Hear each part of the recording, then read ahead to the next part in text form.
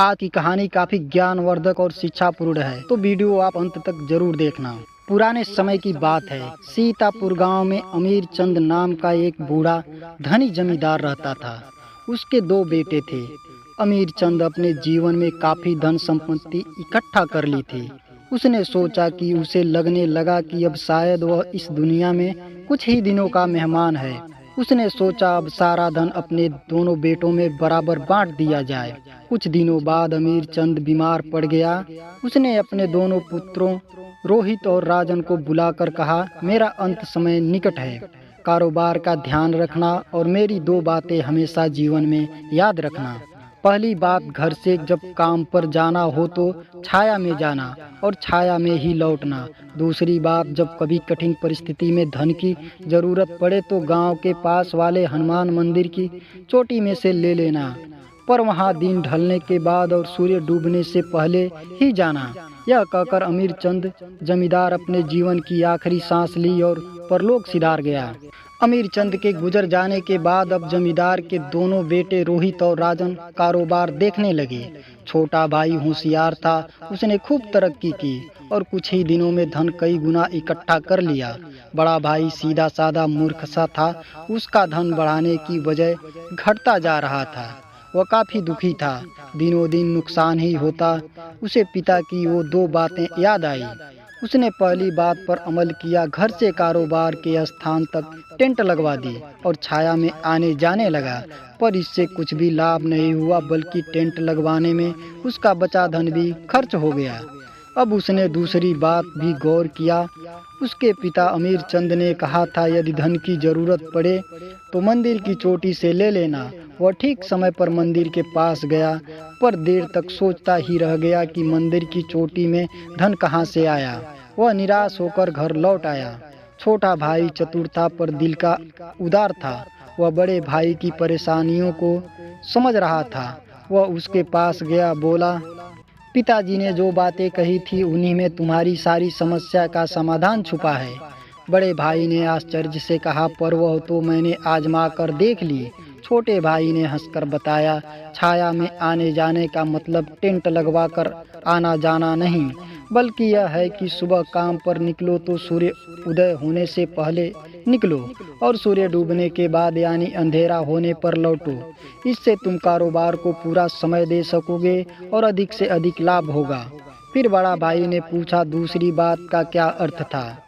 अभी तो मुझे धन की बहुत जरूरत है। छोटा भाई उत्सुकता से बोला, वह भी बता दूंगा, मेरे साथ चलो मंदिर।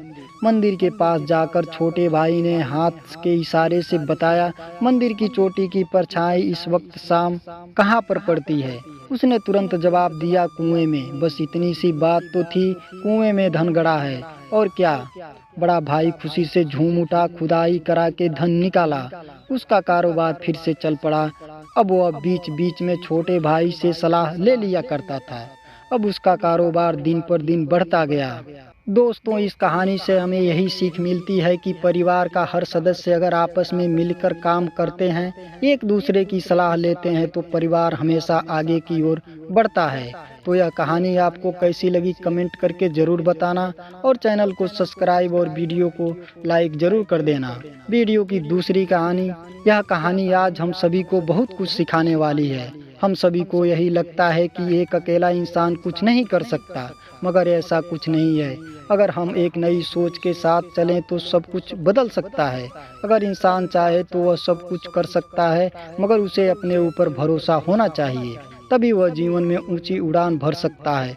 हमारा विश्वास के साथ बढ़ाया हुआ एक एक कदम हमें अपनी मंजिल की ओर ले जाता है, मगर यह कोई नहीं सोचता है। हमें लगता है हम अकेले क्या कर सकते हैं।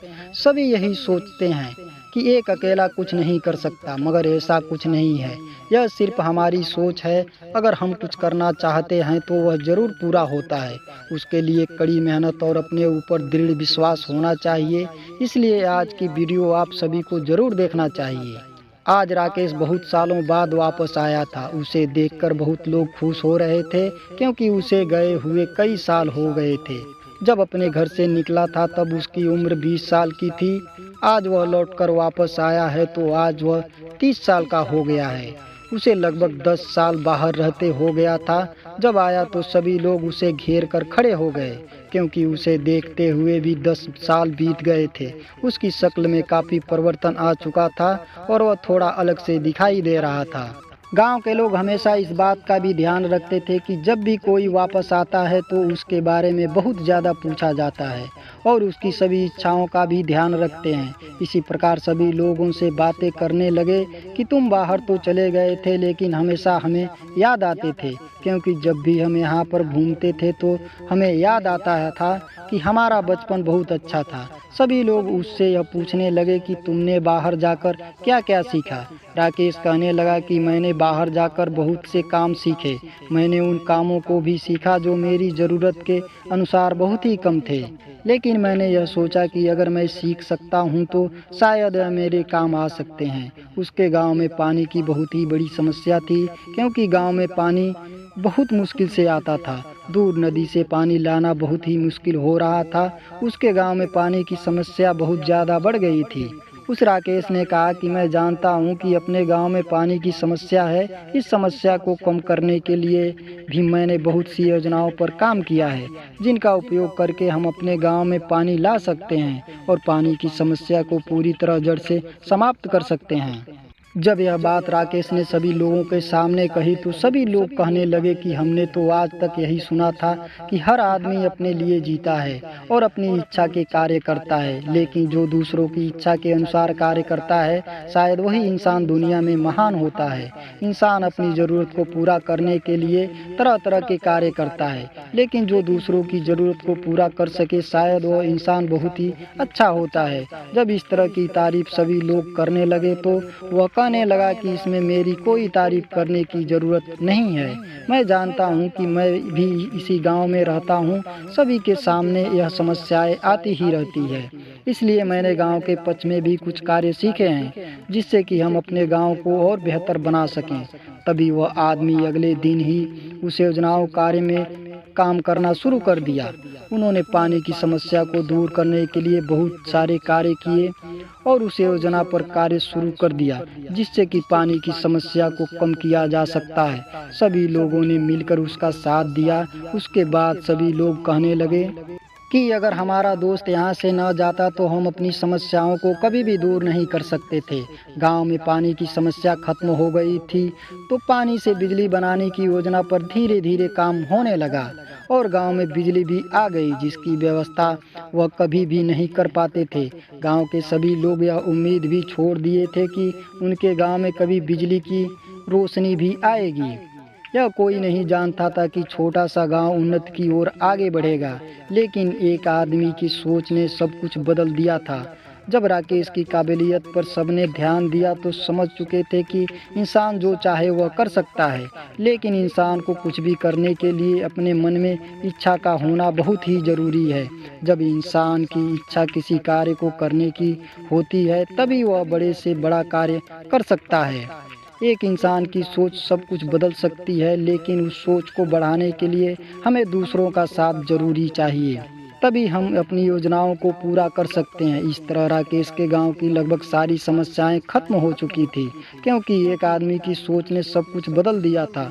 उसने बाहर जाकर वह कार्य सीखे जो गांव में रहकर कभी भी नहीं सीखा जा सकता था।